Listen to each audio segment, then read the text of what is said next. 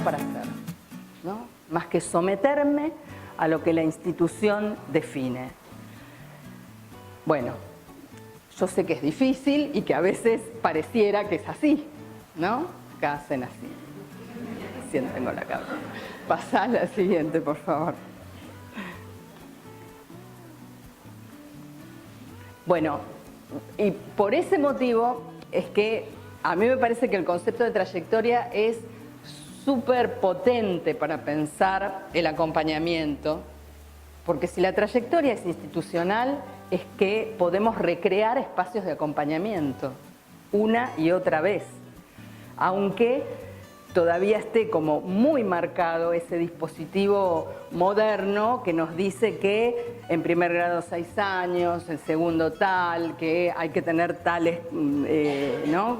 competencias, capacidades para promocionar, etcétera, etcétera. Fíjense, todo lo que en los últimos años se ha venido generando desde los marcos normativos, pienso en las resoluciones del Consejo Federal, que lo que hacen es invitar a conmover esa idea de trayectoria lineal, automática, ¿no? Muy adherida a un desarrollo natural, un desarrollo psicológico, biológico, ¿no?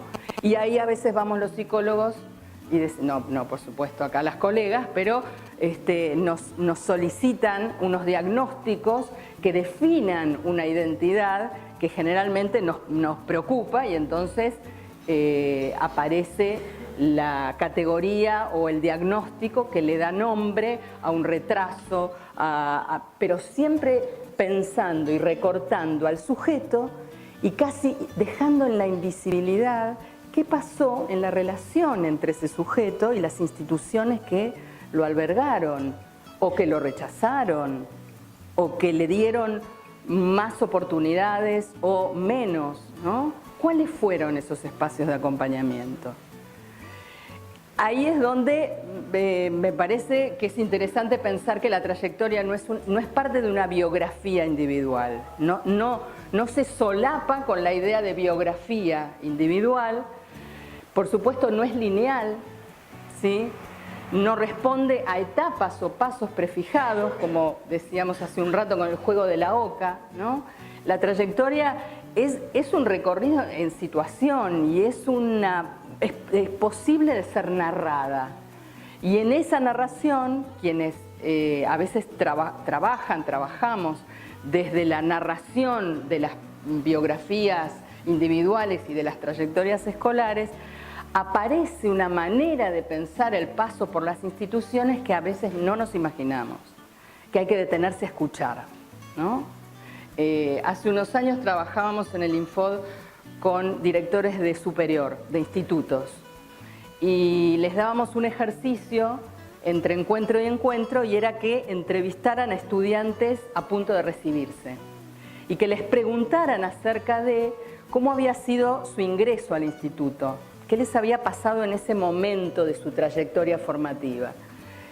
Y estos directores y estas directoras volvían, ¿no? Como muy asombradas en términos de no haberse imaginado nunca que la entrada al instituto tenía tantos matices en la vida institucional, educativa, formativa y en la vida de una persona, ¿no? Desde estudiantes que manifestaban justamente, ¿no? Entrar a una institución y no comprender sus códigos, sus formas de plantear lo que es la formación docente. Bueno, detalles que solo escuchando a varios, ¿no? que hablan y que pueden expresar sus trayectorias. Después vamos a ver un video donde intenté que algo de esto se pusiera en juego. Es posible ubicarla.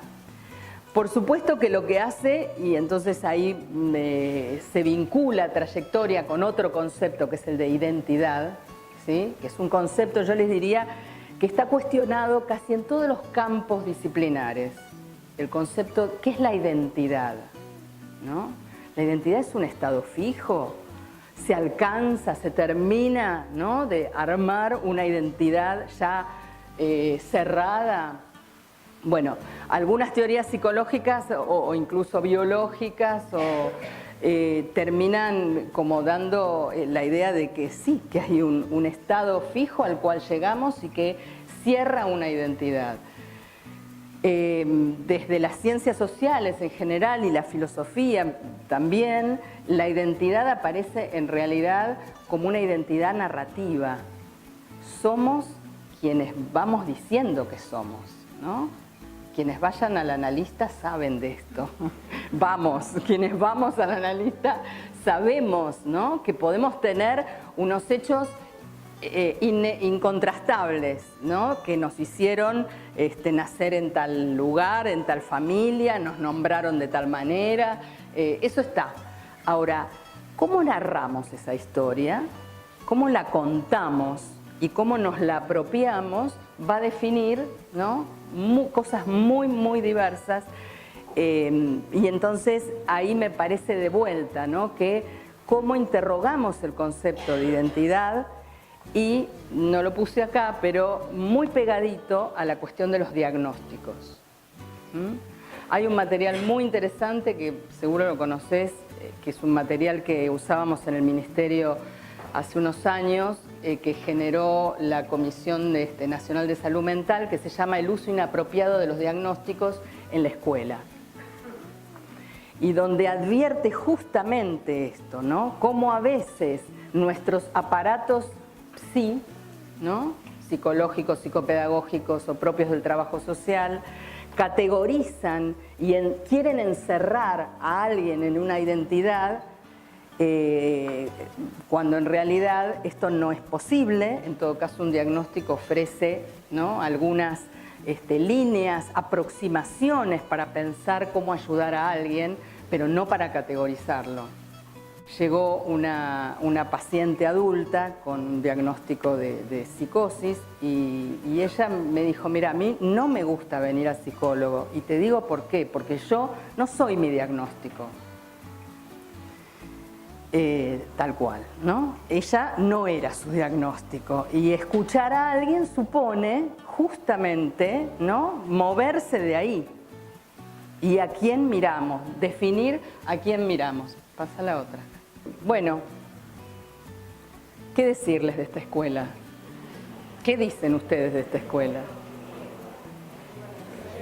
¿Qué quisieran decir de esta escuela? ¡Qué linda que era! No.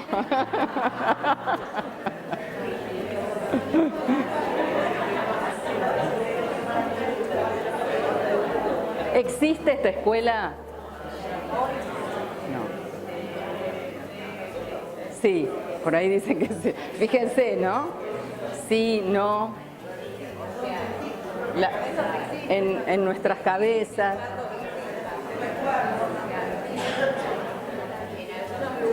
En algunos lugares, dice la colega. Claro, como que se sigue intentando, ¿no? Ahí está. Ahí está. Es una foto claramente. Es una foto, pero que en realidad probablemente dé cuenta de una matriz, ¿no es cierto? De una matriz de construcción de una identidad y de un dispositivo específico, ¿no?, que fue el dispositivo moderno, que tiene una fecha de inicio. ¿Cómo? Por supuesto. Exactamente. Es otro contexto. Es una construcción que se va desplegando, que no tiene un momento de corte, cuando dice sí, un poco más o menos, no, es parte de ese movimiento. Exactamente. O sea, está dejando de ser, pero no terminó de dejar de ser en algunos lugares, y en otros el proceso de transformación está más avanzado y está llegando a otro lugar. Exactamente. Siempre una foto móvil. Nosotros sí. buscamos la foto de una película, pero es una película, ¿no? Sí, exactamente. Lo que pasa es que tiene una fijeza también y una capacidad de darnos justamente la certeza de vuelta, ¿no? ¿Vieron? Antes decíamos la identidad y a veces el diagnóstico como una manera de atrapar una subjetividad que no sabemos cuál es, no la entendemos, por qué hace lo que hace, por qué no aprende, por qué pega, por qué se encierra. Bueno, y si hay algo que tal vez angustie, es esa imposibilidad de definir quién es el otro o la otra, ¿no? Y colocarlo en algún lugar.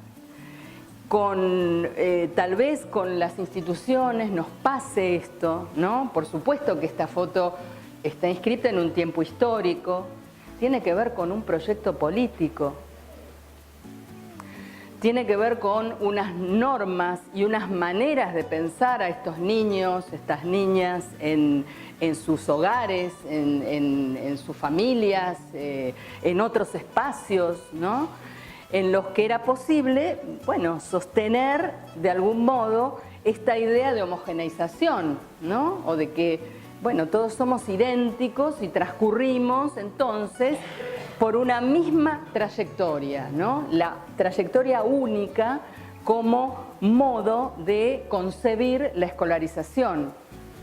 Yo creo que si hay algo que está interrogado y conmovido en nuestro tiempo es eso justamente, la homogeneidad, la homogeneización y la unicidad en términos de trayectoria. Cuando decimos y cuando leemos autores, normativas, donde lo que se invita es a diversificar trayectorias, a reconfigurar formas, tiempos, espacios, agrupamientos, maneras de hacer, claro, lo que aparece es, bueno, pero ¿cómo? Y más trabajo. Porque entonces hay que saber quién es cada uno, ¿no? Aparece esta pregunta y la inquietud por decir, bueno, pero si la escuela es esto, lo que tenemos ahora es una forma que pareciera, a veces en algunos discursos, que queda del lado de, y no tenemos otra, no nos queda otra, ¿no? Pero si la escuela es esto. Pasa la otra. Sí, ahí tenemos a la formación docente, ¿no? Las chicas del Normal 1. ¿Hay alguien del Normal 1 acá? ¿Egresada del Normal 1? No. O egresado, claro. Digo lo mismo, ¿no? Aparece ahí la trayectoria claramente como formando parte de un conjunto, ¿no? de sujetos que van a ser idénticos y que a su vez van a reproducir, ¿no? en otras instituciones, porque está en acto, se lleva puesto en el guardapolvo y más allá, esa forma de hacer escuela y esa manera de transitar la escolaridad, ¿no? Esta foto yo la uso muchas veces, bueno, con quien ya trabajamos en otros espacios, con las colegas, la uso para trabajar el concepto de autoridad, ¿no? Porque la experiencia de hoy muchas veces, ¿no? No digo que a todos los docentes, las docentes les pase esto, pero la sensación o el sentimiento es que ya no tenemos autoridad, que ese respeto o veneración o ¿no? Silencio o aceptación ante un o una docente se ha perdido. Y que entonces ahora pareciera, ¿no? que estamos amenazados o por los padres, las madres que nos cuestionan o por los mismos chicos y chicas que no se avienen a ese espacio escolar que pensábamos en otro momento. Y entonces la pregunta que yo trato de poner a jugar es si es posible educar sin autoridad, y que si nos respondemos que no, que la educación conlleva el lugar de autoridad, ¿qué autoridad hoy? ¿Cómo configurarla hoy? ¿Cómo sostener ese lugar de autoridad en términos de, bueno, ahora lo vamos a desplegar un poquito más, en términos de alguien que ocupa una posición diferente de otro y se hace cargo ¿no? De un despliegue, de un crecimiento, de una trayectoria en términos intersubjetivos. Y bueno, a veces comentamos en estos espacios, en los talleres con docentes, de qué modo esta autoridad configurada y forjada en estas instituciones tenía una eficacia porque su tiempo histórico también permitía que tuviera esa eficacia, ¿no? Hay un ejemplo muy lindo que es el de Rosa del Río, lo deben haber leído, que es un texto que está en un libro de Beatriz Arlo, en donde una maestra de principios del 20 cuenta cómo a ella la formaron, ¿no? en la escuela normal, llega a la escuela normal para ser maestra de una familia muy pobre, de un padre sastre, de una madre que no sabía leer y escribir, y a ella la escuela le da ese lugar de prestigio y parece que ganaban bien además en aquel momento. Había otros sueldos. Prestigio y un buen sueldo. Ella llega a ser directora y lo primero que hace es formar a sus chicos en el patio y buscar al peluquero del barrio y raparlos. ¿Te imaginas hoy? No. La pregunta creo que es más allá de, no es una simple anécdota histórica, sino que creo que sirve para pensar esa autoridad, esas decisiones que tomó Rosa. Primero, ustedes me dirían, sí, hoy podría haber rosas. ¿Hay rosas o no? No tan así, claro. No se jugarían porque no ganan bien, pero además tendrían, ¿no?, a los padres, las madres protestando, los medios de comunicación en la puerta de la escuela. Uno podría pensar otra cosa que sería el modelo de homogenización, de aplanamiento, generar una identidad fija y cosificada, cómo se readapta y adquiere otras formas. No va a ser algo tanto... Exactamente, pero puede transmitirse de formas más sutiles, por supuesto, de las maneras de que los individuos ni siquiera sean conscientes de esos discursos. Por supuesto. Muchas veces lo que aparece es esa modulación. Los chicos son así, fulano es el externo, que vos comentabas, y aparece como una forma quizás menos urticante, que genera menos rechazo. Exacto. En ese contexto social. Pero que de alguna manera responde a la imagen, esa homogenización que entra en conflicto con lo que vos comentabas de la heterogeneidad, que es uno de los problemas que tenemos, como cuando digo problema, incomodidad, problema para trabajar, digamos, en términos de cómo configurar una escuela. La homogenización aparece, dice, bueno, filosóficamente está la idea del integrismo, de cómo se tiene que manejar una serie de cuestiones, ¿no? Pero eso reaparece y mucho más en educación. Totalmente. En otros lugares. Claro, y además poder pensar esto de cómo este modo de autoridad que generaron estas chicas o la historia de Rosa tiene que ver, se inscribe en un tiempo histórico.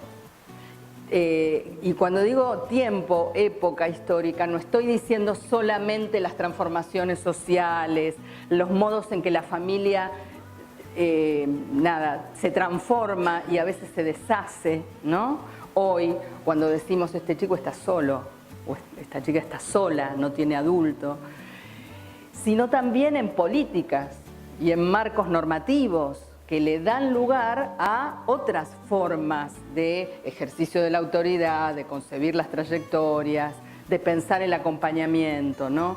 Y justamente, ¿no?, como decís vos, no como un parche ante un problema, no como el acompañamiento a una trayectoria y porque, viste, tiene dificultades, todavía no se alfabetizó, sino porque creo que por definición hoy hay que pensar la escuela en términos de acompañamiento a todas las trayectorias, con diferentes modalidades, con diferentes formas de acompañamiento.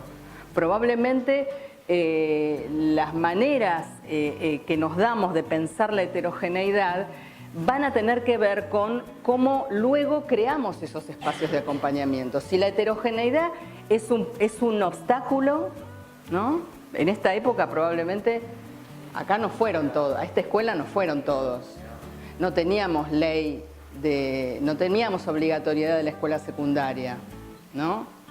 No teníamos, o sea, había otro encuadre y otro modo de pensar la escuela que habilitaba esto. Por supuesto, el que no entraba en el cuadro se quedaba fuera. Y hubo cuántos, ¿no? ¿Cuántas? Entonces, ¿cómo tematizar, ¿no?, esta heterogeneidad y esta pluralidad de trayectorias